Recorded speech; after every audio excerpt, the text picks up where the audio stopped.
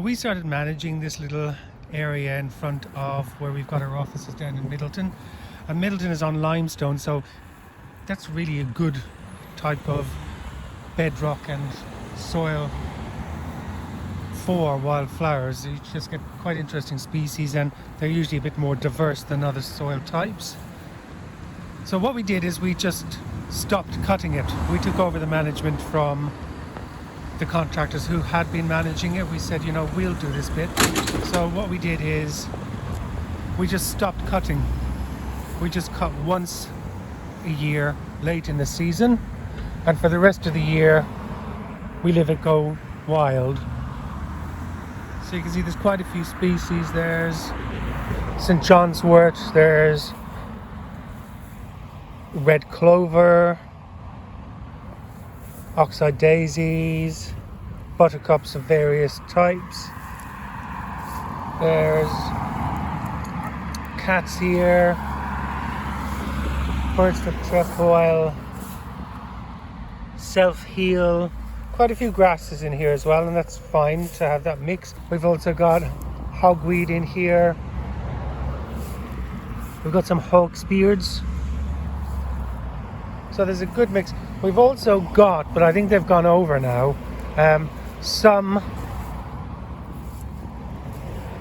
no, I'm not saying it. We've got some bee orchids in here as well, but I think they've pretty much gone over now. One thing that we do to sort of make it look a little bit neat is we sort of mow a strip along the edge of this. Now, I haven't done it so far this year, as you can probably see, but I'm going to do that in a bit, and it's just really to make it look a little bit neat, so that maybe neighbours who might think it looks a bit too shocking, you know, some of it looks managed, so it looks sort of neat, and also sort of sets off the wild bits as well, so they look on purpose, if you see what I mean. So I'm gonna cut back just at the edge a little bit, and we'll come back and have a look, and you can see the different sort of aesthetic. So as you can see, I've mown along, quite a bit shorter at the front than at the back, so it sets off the wildflowers. It makes them stand out and pop to the eye. And also, rather than going straight along the edge, I sort of curved in and out as I went, just because it gives that sort of natural look to it, while also looking quite maintained. There's no wildflower seed got in there. We didn't dig anything off. These are the plants that are already growing.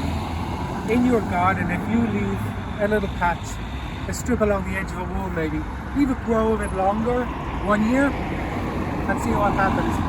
Cut it maybe in September, remove the clippings so that it removes nutrients, because if you don't remove the nutrients, what you'll get is all the grasses coming through, because they love lots of nutrients, where most wildflowers, they don't do so well and they can't compete with grasses. What we do is, on my lawnmower, I've got a little bag at the back, and that's collecting the grass as we go along. So what I do is take the grass clippings and move them somewhere else. So I'm moving the nutrients somewhere where they might do some good. If I leave them here, they're going to prevent the wildflowers coming through. So this is a bag of clippings.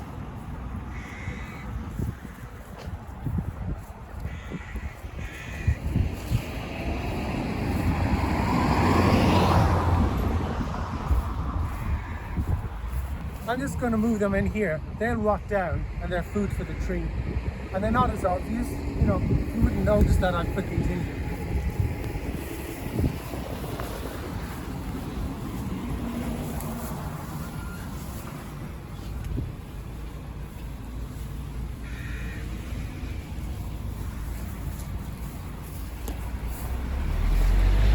So that's it. This is a wildflower meadow. They're all native plant and grass species, and they didn't cost a penny. Nature gave them to us for nothing. You've probably got just as lovely flowers in your garden if you let it grow just that bit longer.